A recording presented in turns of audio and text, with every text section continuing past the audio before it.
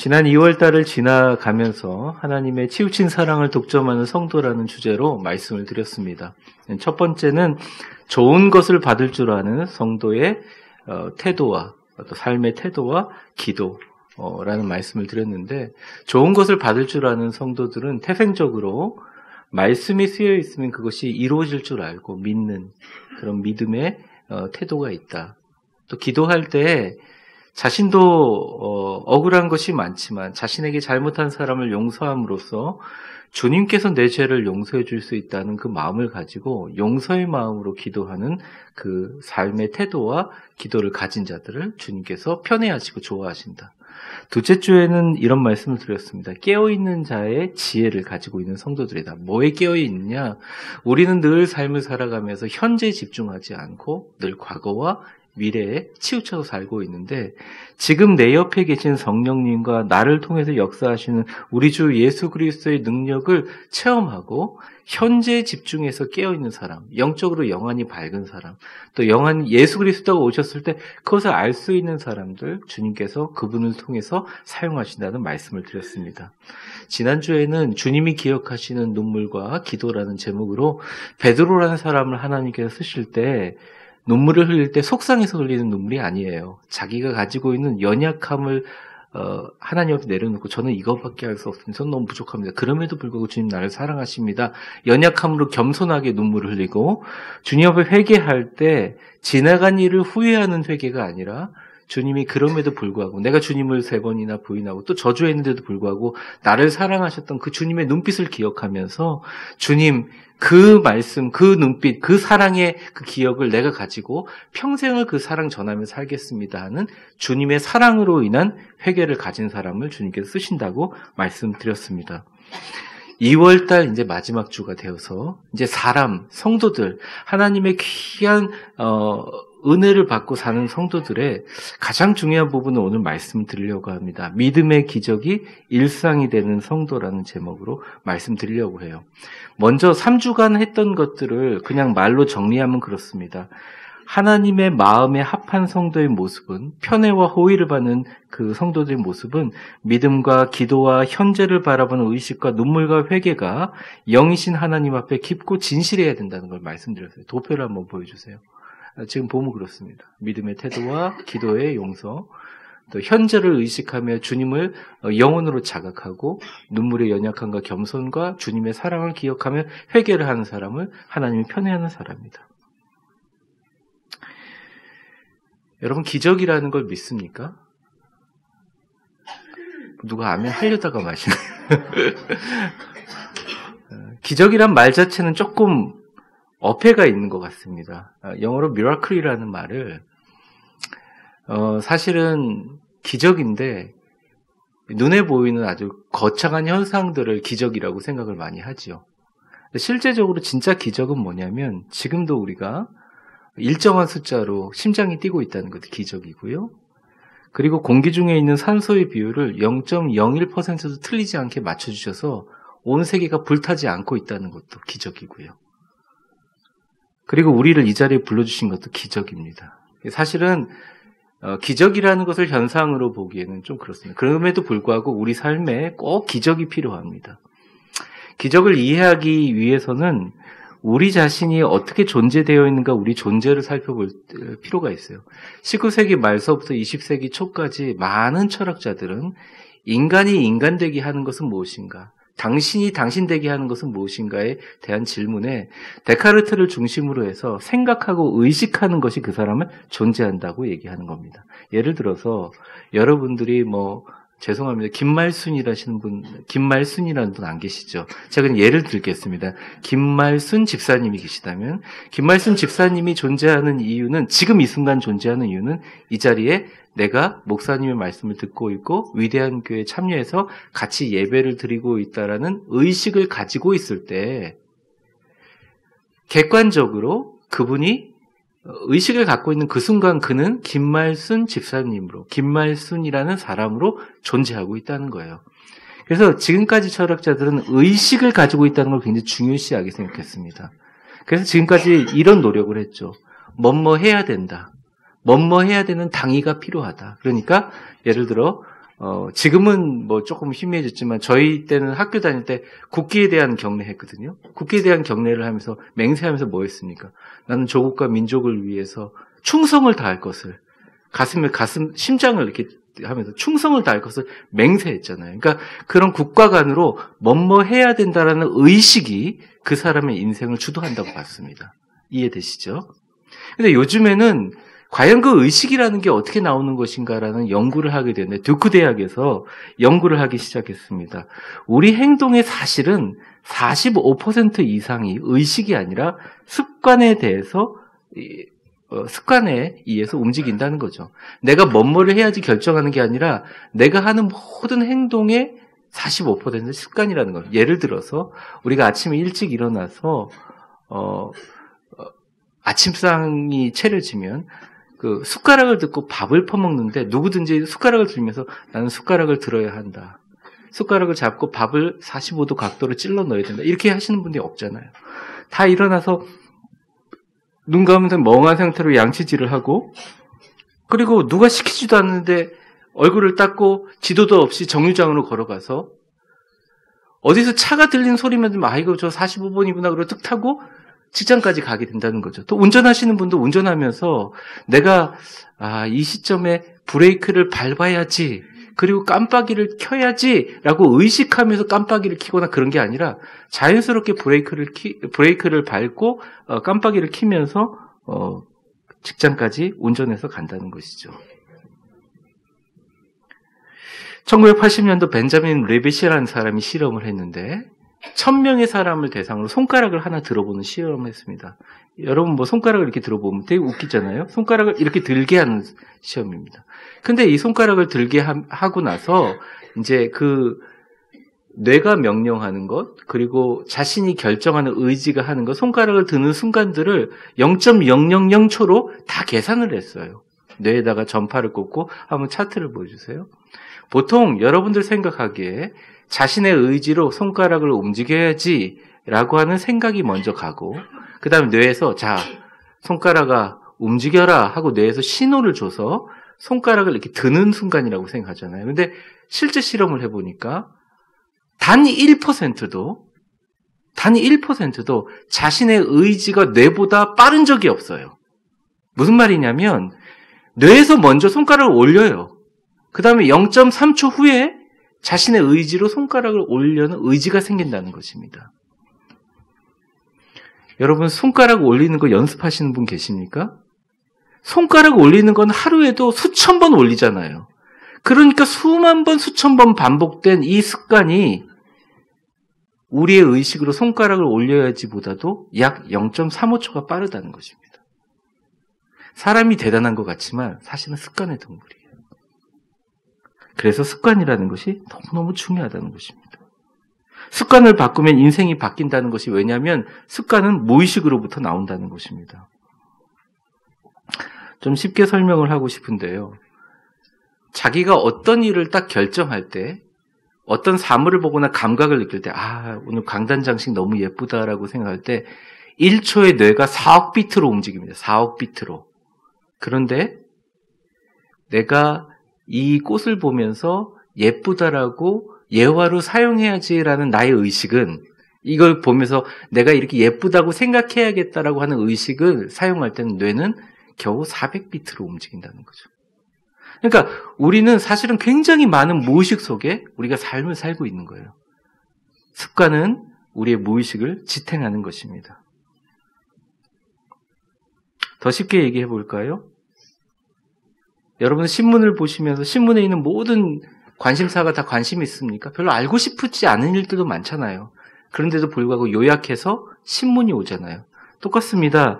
우리가 어떤 것을 볼 때 감각으로 딱 보면 엄청난 무의식이 와가지고 다 그것을 가로채지만 그 중에 감각이 다 정리해서 우리의 의식에 남는 것만 신문처럼 배달되는 게 의식이라는 것이죠.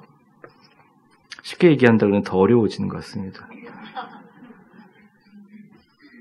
사람은 턱을 항상 가지고 있지만 이건 보이지만 내가 이게 턱이 달려있다는 걸 의식하지 않는데 어느 순간 턱에 누가 이렇게 김치찌개를 먹다 김치찌개 턱 띄어가지고 여기 뜨거워하고 이게 빨간 게 묻어가지고 턱에 뭐가 묻었네라고 생각할 때 여기 턱을 의식하게 되는 것처럼 우리의 모든 삶이 여러분이 의식한 대로 생각한다고 생각하는 순간 우리는 착각에 빠집니다. 그렇지 않습니다. 저와 여러분의 모든 삶은 여러분이 그동안 가지고 있던 영적인 습관, 여러분이 갖고 있는 삶의 습관대로 삽니다. 그렇기 때문에 아무리 믿음을 얘기해도 믿지 않는 습관이 들어있는 사람들에게는 그게 믿겨지지 않는 상황입니다. 그분이 잘못된 게 아니라 습관이 바뀌지 않아서 그렇습니다. 아침에 제가 일어날 때요, 새벽 4시에 만약 주일날 일어나도록 알람을 맞췄는데 알람이 띠리릭 울립니다. 띠리릭 울리면 제가 눈을 이제 알람을 끄려고 손이 움직이죠. 그런데 제 의식은 약간 의식이 뭐냐고 4시에 일어나서 주일날은 기도하기로 했지? 라는 의식이 있습니다. 근데 수많은 무의식들이 정 목사 자야 돼. 잠 못 자면 뭐 비타민C가 떨어지고 뭐 결핍이 있고 안 좋아. 더 자. 30분만 더 자. 수많은 의식이 있어. 그래 30분만 더 자자. 30분 후에 알람을 맞춰놓고 잡니다. 그 새벽 4시 반에 띠리릭 울리면 또 일어나려고 하다가 뭐예요? 수많은 무의식들과 잠재의식들 그동안 습관들이 4시 반이 뭐야? 4시 반에는 신문 배달도 안 일어났는데 그냥 교회 무슨 잔다고 누가 검사하는 것도 아니고 자! 근데 만약에 제가 그런 적은 없지만 예배 시간 1시간 전까지 안 일어났다고 세보세요. 그래서 제가 만약 예배가 지금 11시인데 10시까지 집에서 사택에서 자고 있었는데 만약 그때 딱 있으면 의식이 얘기합니다. 야, 정 목사, 너 10시인데 아직 안 일어났어? 너 이러다가 교회에서 잘린다? 이런 의식이 오는 거예요. 진짜로 농담이 아니라. 여러분도 직장 나가실 때 그러시기도 하죠. 그런 과정들 다 겪는 거예요. 그러니까 여러분이 사실은 굉장히 여러분의 의식적으로 산다고 생각하면 의식의 포로가 되는데 사실 그렇지가 않아요. 좋은 습관을 들이면 여러분의 무의식을 지배할 수가 있게 됩니다. 여러분 믿는 습관을 가지세요. 된다고 생각하세요. 됩니다. 경기나 시합을 할 때 진다고 생각하지 마세요. 그럼 지는데 이긴다고 생각하면 이길 수 있어요. 오늘은 주님께서 이 무의식이 엄청난 잠재력을 발휘하는 습관에 관계가 되듯이 믿음의 차원을 극복하는 건강한 습관이 일상 속에서 기적을 만들어낸다는 것을 오늘 말씀으로 보여준다는 거죠. 일상이 기적이 되는 것이 바로 우리에게 편안해지려면 그 일상을 기적으로 만드는 습관이 필요하다는 거죠. 예수님이 이 땅을 떠나시면서 우리에게 그 중요한 2가지 습관을 알려주셨습니다. 키워드가 있습니다. 그 2가지 습관의 키워드는 첫 번째, 저를 한번 따라해 보세요. 예수님의 이름, 복음의 능력. 첫 번째는 예수님의 이름입니다. 한번 저를 따라해 보십시오. 예수님의 이름을 가능한 자주 사용하세요. 그러니까 예수님의 이름을 가능한 자주 사용하면 능력과 보호하심이 있습니다. 기독교인들이 예수님의 이름 잘 사용하지 않습니다. 제가 우리 아버님 아플 때 어릴 적에 전도사님한테 배운 대로 예수의 이름으로 치통아 물러갈지어다 그랬더니 아버님 화를 냈어요. 우리 장로님한테 그렇게 얘기하네요. 그러니까 이게 오해가 된 거죠. 예수의 이름을 사용하는 건 굉장히 소위 말하는 굉장히 이렇게 특정한 사람이 사용할 수 있을 거라는 생각을 한 거죠. 근데 그게 아니라는 거예요. 예수의 이름을 사용하는 건 누구에게 주시는 보편적인 능력이라는 것입니다. 예수의 이름을 사용할 때 놀라운 역사가 일어납니다. 아버님 치통도 나았고요. 여러분 옆에 사람 한번 축복해 보겠습니다. 예수님의 이름으로 축복합니다. 당신에게 오늘 좋은 일이 일어날 겁니다. 그러니까 아무 이름으로 얘기하는 게 아니라 예수 그리스도의 위대한 이름으로 얘기하는 거예요. 17절 말씀을 한번 보겠습니다. 17절 말씀에 보면 믿는 자들에게는 이런 표적이 나따르니 뭘 믿는 자들이냐? 곧 그들이 내 이름으로 예수의 이름으로 귀신을 쫓아내고 새 방언을 말합니다. 내 이름으로 귀신을 쫓아내려면 믿는 자들인데 뭘 믿냐? 예수 이름의 능력을 믿는 사람에게는 이러한 역사가 일어난다는 것입니다. 여러분 삶 속에서 어둠의 마음들이 있습니다. 참 요즘에 보니까요. 저희 교회 교인들은 아닌데 제가 이제 관계된 상담학회나 그런 데도 얘기를 들어보면 너무나 많은 사람들이 우울증에 빠져 있어요. 우울증 전조 증상, 공황장애 전조 증상. 너무나 마음속에 이렇게 여유가 없고 어려움이 있어요. 이건 목회자들하고도 마찬가지입니다. 그런데 그때마다 이 어려움과 슬픔에 굴복하는 것이 아니라 주님, 내가 예수의 이름으로 명합니다. 내 마음을 평안하게 해주시고 예수의 이름으로 내 안에 어두움의 마음들이 물러가게 하여 주시옵소서 외치면 주님께서 역사해 주신다는 거예요. 그러니까 예수의 이름을 자주 사용하는 사람에게, 그 이름의 능력을 믿는 사람에게 그러한 역사가 일어난다는 것입니다. 그런데 이 역사는 이미 예수님이 승천하실 때 지금 얘기하고 있잖아요. 승천하실 때가 아니라 누가복음 10장에 70인의 제자들을 파송할 때 이미 주신 능력이에요. 근데 왜 돌아가시기 전에, 왜 하늘로 돌아가시기 전에 이 얘기를 하시냐? 이 얘기는 의미가 있습니다. 내가 지금 없지만 이제는 내가 있을 때, 내가 존재할 때 예수 그리스도가 사람의 이름으로, 지저스란 이름으로 이 땅에 33년 공생해야 할 때만 해당되는 능력이 아니라 내 이름을 사용하는 건 이제 하늘로 올라가서 보편적으로 기적이 내 이름을 사용하면 이 땅에 놀라운 역사가 일어날 것이다. 왜? 예수 이름 안에는 그냥 예수 이름이 아니라 예수님이 죽음을 이기신 능력이 들어있고 부활의 능력이 예수 이름에 있기 때문입니다. 그래서 예수의 이름을 사용하면 악한 마귀가 물러나게 되는 거예요. 많은 악몽을 걸리거나 가위에 눌리는 사람들에게 제가 늘 조언하는 게 있습니다. 목사님, 가위에 눌립니다. 그럼 한번 예수님의 이름을 불러보세요. 예수님의 보혈을 한번 선포해 보세요. 그러니까 가위에서 풀려날 것이라고 얘기를 합니다. 절대적으로 믿으면 하나님의 절대적인 보호하심과 치유하심을 읽는다는 거예요. 그 절대적인 보호하심과 치유하심은 예를 들어서 18절에 이렇게 나옵니다. 18절 한번 보시죠. 같이 읽겠습니다. 시작. 뱀을 집어 올리며 무슨 독을 마실지라도 해를 받지 아니하며 병든 사람 위에 손을 얹으죠. 네, 뱀을 집어 올리며 무슨 독을 마실지라도 해를 받지 아니하며. 사도행전 28장에 보면 멜리데 섬에서 바울이 그랬죠. 뱀이 물렸는데 사람들이 이거 저 사람 살인한 사람이구나. 바다에서는 구조받았지만 저가 잘못해서 죽겠구나. 그런데 이 뱀이 물린 상태로 툭 하고 그냥 불에다 던져버리거든요. 뱀 구이를 만들어버린 거예요. 그러니까 사람들이 보면서 저건 신이다. 이렇게 얘기를 했어요. 그러고 나서 바로 그 다음에 버블리오라고 추장의 아들 집에 가가지고 추장의 아버님한테 가서 다 기도하는데 이거 보블리오라는 사람이 낫는 역사가 일어나거든요. 여러분, 예수의 이름을 사용하면 여러분들이 어떠한 어려움과 치명적인 독을 마실지라도 하나님께서 해를 받지 않게 도와주십니다. 병든 자에게 손을 얹어도 낫는 역사가 일어날 줄 믿습니다. 저는 사실은 이런 역사들을 많이 체험했어요. 선교 현장에서. 근데 여러분에게도 이러한 동일한 역사가 일어나기를 원합니다. 사랑하는 성도 여러분, 이 얘기에 대해서는 길게 얘기하고 싶지 않습니다. 그러니까 예수 이름을 사용하세요 설교를 했는데 아멘 그러고 집에 들어가서 평소에 잘 안 쓰는 거예요. 그럼 아무 소용이 없다는 거죠. 예를 들어 자신의 아들이 좀 말을 안 듣는다. 그럼 그 아들을 향해서 야, 이 호랑이 자식놈아 이러지 말고 그 아들을 향해서 대놓고 얘기하면 상처받을 수도 있으니까 뒤에다 대고 예수의 이름으로 명하노니 그 아들의 마음이 바뀌어질지어다. 선포하라는 거죠. 예수님의 이름을 선포하라는 믿고서. 어릴 적에 제가 고등학교 때 저희 어머님이 늘 등짝에다가 십자가를 이렇게 그리면서 등 탁 때리면서 예수의 이름으로 승리 그랬습니다. 처음에는 든든했는데요. 계속 맞다 보니까 어쨌든 안 맞고 싶어요. 그날은. 그냥 안 맞고 싶은 날도 있어요.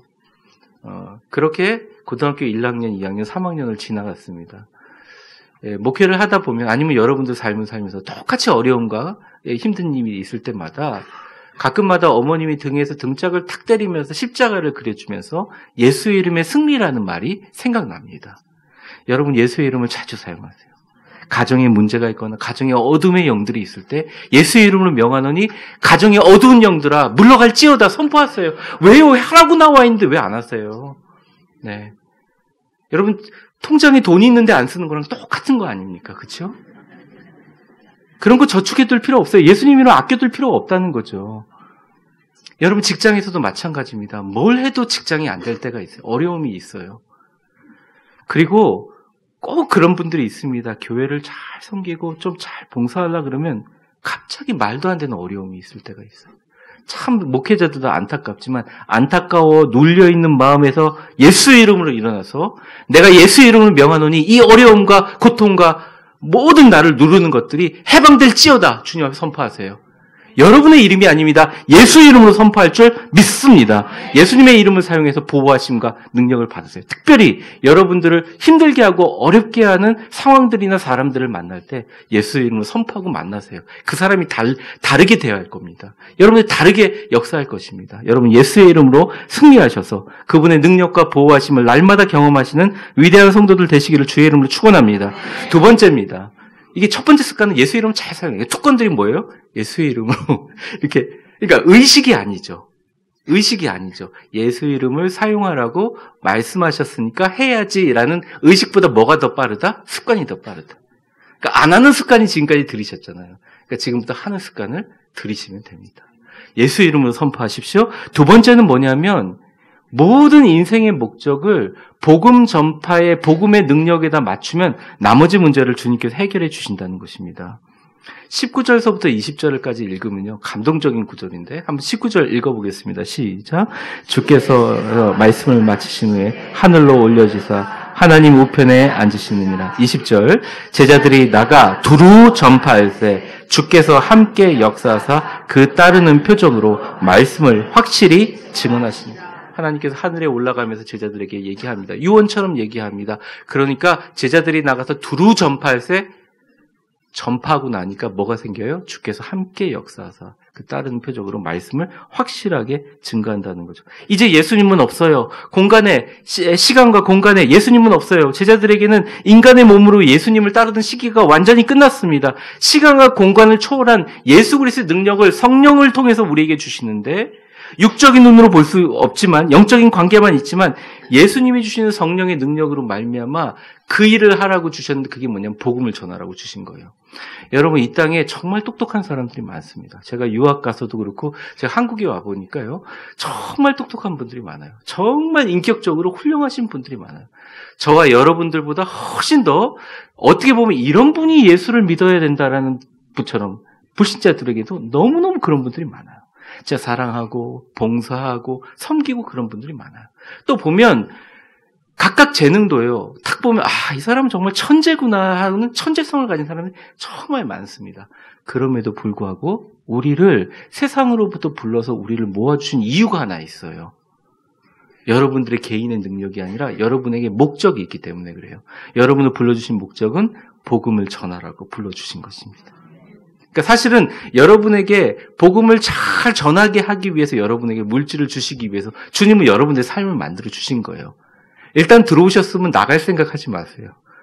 이 복음을 주시라고 여러분들 불러주신 거예요. 하나님이 붙잡아 주신 거예요. 사도로 붙잡은 하나님의 놀라운 은혜로 우리를 붙잡아 주신 거예요. 시간과 공간을 초월해서. 그러니까 20절에 보면 제자들이 두루 전파할세 역사하사는 한번 따라해 보겠습니다. 두루 전파할세 역사하사. 전파하면 역사가 일어난다는 거예요. 복음을 전파하기 위해서 주님께서 능력을 주시고요. 복음을 전파하기 위해서 성령을 주시고요. 복음을 전파하기 위해서 기적을 주시고요. 복음을 전파하기 위해서 주님은 권능을 주십니다. 사람을 붙여주십니다. 돈을 주시기도 하고 물질을 주시기도 하고요. 우리 건강을 주시기도 합니다. 복음을 전파하기 위해서 주님은 우리와 함께 역사하신다는 것입니다. 근데 우리는 습관상 복음을 전파하는 게 습관이 되어 있지 않아요. 여러분 그냥 어떤 분이든 툭 건드리면 복음이 선포되는 우리 교회 나오세요. 제가 이렇게 가끔 보면 식당에 가서 이 종업원들 전도하시는 분 보면 참 은혜가 되는데 못 보던 종업원들이 교회 나가세요. 그냥 교회 안 나갑니다. 그럼 우리 교회 오세요. 매운탕집 위에 있는 교회인데 아주 빨갛게 성령으로 불타는 교회입니다. 소개하시고 복음 전하는 게 습관이 돼요. 의식이 아니라 습관이 되면 하나님께서 그것을 위해서 기적도 주시고 능력도 주신다는 거예요. 제가 요번 목요일 금요일 날 대학생들 한 300명 정도 모인 집회에 가서 300명이라고 하는데 그만큼 올지 모르겠어요. 거기 집회에 가서 제가 설교를 하는데 그분들에게 소명이라는 주제를 자기들이 정했더라고요. 저하고 상의하지 않고. 그래서 그럼 소명은 뭐냐? 예수 그리스도의 복음을 전한다는 마음을 가지면 그 밑에 붙는 모든 직업이라든지 자신의 잘하는 모든 비전들이 다 밑에 귀속되는 거예요. 주님이 제자들이 똑똑해서가 아니에요. 제자들이 탁월한 설득력을 가지고 있어서가 아니에요. 기독교가 오늘날 세계 종교가 된 것은 그들이 순수하게 인간적으로 자연적인 또 다른 방법을 동원하고 막 순교하기 때문에 사실은 기독교가 세계적인 종교가 된 게 아니에요. 단지 주님께서 그 어부들을 복음 전파를 위해서 보혜사 성령과 권능과 도우심으로 역사하셔서 그들의 발걸음 한 걸음 한 걸음 가는 곳마다 하나님께서 역사하신 거예요. 그럼 우리가 이것을 역으로 이용하면 여러분들 지금 삶이 너무나 힘들고 어렵다면 나의 인생의 목적이 내가 돈을 버는 목적이 복음의 전파가 된다면 하나님이 나머지를 채워주시는 역사가 있다는 것입니다. 표적을 주신다는 거예요. 그 표적을 통해서 우리에게 확실히 역사합니다. 그 따르는 표적으로 말씀을 확실히 증거하시느니라. 예수님께서 말씀을 확실히 증거하기 위해서 표적을 사용하시기도 합니다. 전에 제가 우리 성도들을 이끌고 세계 선교를 가는데 세계 선교 가는 그 지역에 동남아시아 지역에 바닷가에 굉장히 유명한 횟집이 있었어요. 그래서 한번 우리 집사님들, 권사님들 같이 가신 분 청년들하고 식사를 하자고 맛있게 회를 먹었습니다. 회를 먹고 나오는데 얼마 되지 않아서 그 근처에 있는 호텔에 막 앰뷸런스들이 모이는 거예요. 그리고 국영방송에서 TV가 나오는데 그날 그 횟집에서 식사한 모든 사람들이 집단 식중독이 걸려서 막 난리가 난 거예요. 근데 우리도 다 먹었거든요. 30명이. 멀쩡해요. 그리고 끝나고 나서 어디로 이동하는데 권사님 3분이 버스 타기 전에 화장실을 가고 싶다는 거예요. 그래서 얼른 화장실 갔다 오라고 하는데 그 근처에 화장실이 허름한 건물 하나가 있어요. 근데 가끔 하나님께서 정말 아주 특별할 때 얘기하시는데 정 목사야 가지 말라 그래라. 그런 마음이 들리는 거예요. 근데 굉장히 고민되죠. 아니 버스 타기 전에 화장실 급해서 가시는 권사님 붙잡고 가지 마십시오 이렇게 얘기할 수가 없잖아요. 근데 제가 그래서 가지 마십시오 그랬어요. 권사님 죄송한데 권사님도 노려보시더라고요. 근데 태웠어요. 그럼 한 5분쯤 가다가 화장실 간. 그 건물이 무너졌어요 그날. 그래가지고 그걸 누가 전해줬냐면 저희가 그날 산쪽으로 올라가서 전도하는 그 공간에 공산당의 감시가 있어서 그때 제가 그 교회 측에서도 얘기하고 그쪽 산쪽 교회에서도 목사님 절대 예수의 이름 얘기하지 마십시오 그랬어요. 예수의 이름 얘기하면 산쪽에 있는 교인들도 잡혀갑니다. 그랬는데 제가 일단 나는 얘기할 테니까 통역은 맘대로 해라. 제가 그랬어요. 그러니까 저는 잡혀가도 됐지만 우리 교회는 잡혀가봐야 그 사람들 얼마나 하겠어요. 그런데 이 사람들은 어떻게 할 수가 없잖아요. 그러니까 그렇게 얘기를 했는데 그 올라가는 와중에 일어난 점심시간에 일어난 일들이라는 거예요. 하나님께서 예수 그리스도의 복음을 전파하기 위해서 악한 마귀는 다치게 하고 병들게 만들지만 주님의 복음을 전파하기 위해서 다치면 안 돼. 병들면 안 돼. 복음 전하기 위해서 아프면 안 된다. 너희들은 복음 전도도 하기 위해서.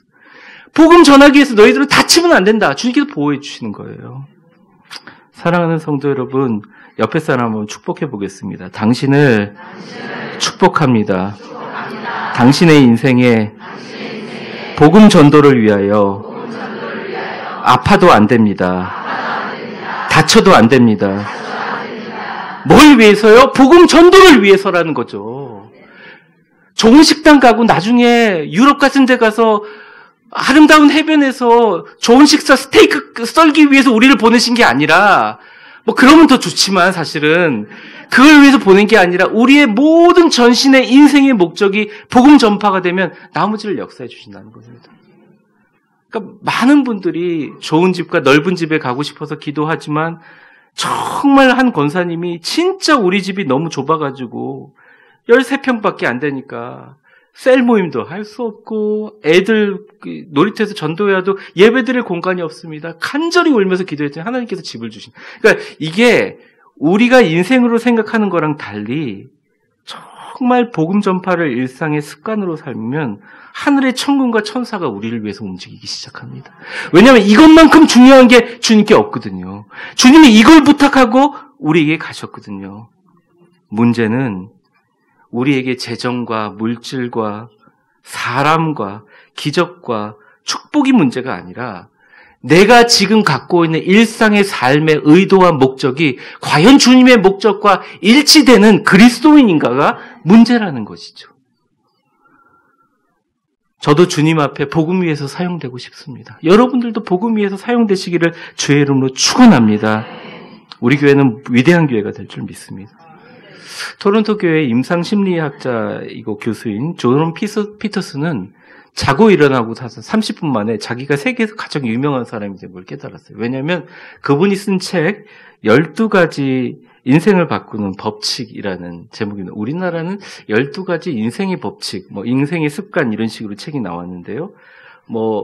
사피엔스를 쓴 여러 사람들, 유발 하왈이라는 그런 사람이라는 여러 사람들의 어떤 그거보다도 지식인 중에서 교수 중에서 가장 유튜브 구독자가 많은 사람입니다. 그리고 그 사람의 별명이 인생을 바꾸는 사람이다라는 별명을 가지고 있습니다. 그 사람은 뇌과학, 문학, 생물학, 심리학, 윤리학, 인류학, 정치학, 종교학, 동서고금을 머물면서 현대인의 인생을 바꾸는 습관과 태도를 제시했어요. 그게 12가지예요. 그 중에 한 4가지만 소개할게요. 4가지가 뭐냐면 그겁니다. 어깨를 펴고 똑바로 서라. 힘들 때마다 어깨를 똑바로 펴고 똑바로 쓰라는 거죠. 그리고 당신에게 최고의 모습을 기대하는 사람만 만나라. 자, 이거 재밌죠? 그러니까 자신에게 부정적인 사람은 만나지 말고 자신에게 최고의 모습을 좋아하는 사람들을 만나라. 다른 사람에게 말할 때는 당신이 꼭 알아야 될 것을 들려줄 사람이란 자신감을 갖고 말해라.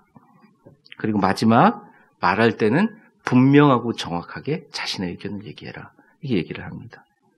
여러분, 복음 전할 때도 마찬가지라고 생각합니다. 어깨를 똑바로 펴고 다른 사람들이 말할 때 당신이 꼭 알아야 될 진리를 내가 말한다고 생각하고 분명하고 똑바로 복음을 전하고 그 복음이 일어나기를 바라면 기적이 우리에게 일어날 줄 믿습니다. 여러분, 복음을 담대하게 전파하여 하나님의 능력을 누리는 기적이 일상이 되시기를 주의 이름으로 축원합니다. 결론을 맺겠습니다. 우리는 모두 다 습관의 지배하에 있습니다. 습관을 바꾸기는 참 어렵습니다. 그런데 지금부터라도 우리의 모든 습관이 툭 건드리면 예수의 이름으로. 당신 어떻게 복을 받아? 예수의 이름 때문에 그렇습니다. 어려움이 있을 때 돌파할 때 주여 예수의 이름으로 명하노니 이 어려움이 극복될지어다. 예수의 이름을 명하노니 우리 가정을 덮고 있는 어둠의 세력들아 물러갈지어다. 예수의 이름으로 명하노니 나를 둘러싸고 있는 모든 문제들아 주의 복음을 위해서 일할지어다 하고 선포한 예수의 이름을 사용하는 습관이 있으시기 바랍니다. 두 번째, 정말 모든 삶의 목적이 복음 전파라는 습관을 가지세요. 목사뿐만 아니라 모든 성도들이 그런 마음을 가지면 여러분이 어떤 직업을 하든 간에 그 직업을 통해서 여러분을 축복해 주실 것입니다. 그리고 여러분이 그 직장을 다니고 여러분이 그 직장에서 복무하는 이유는 복음을 전파하기 위해서예요. 자식을 키우는 이유, 복음을 전파하는 이유에서요. 그렇게 여러분들의 습관을 가질 때 하늘과 천군 천사가 움직여서 능력과 기적과 성령의 능력과 축복과 형통을 우리에게 허락해 주실 줄 믿습니다.